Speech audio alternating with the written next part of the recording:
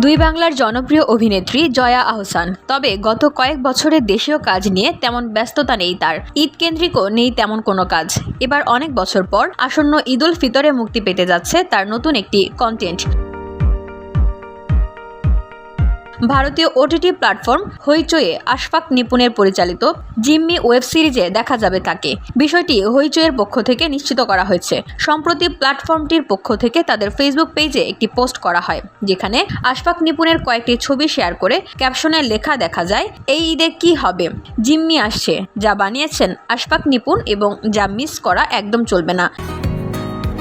বসুন্ধরা, উত্তরা, বনশ্রী, কুড়িল ও বাড্ডা সহ রাজধানীর বিভিন্ন স্থানে অভিজাত ও অত্যাধুনিক মানের ফ্ল্যাট কেনার এক নির্ভরযোগ্য প্রতিষ্ঠান প্লেজেন্ট প্রপার্টিজ লিমিটেড। তাই আপনার স্বপ্নের আবাসনের জন্য আজই যোগাযোগ করুন। Pleasant properties limited, where destiny matches eventually. সিরিজটিতে জয়া আহসানকে দেখা যাবে সরকারি নিম্নপদস্থ এক কর্মচারীর চরিত্রে।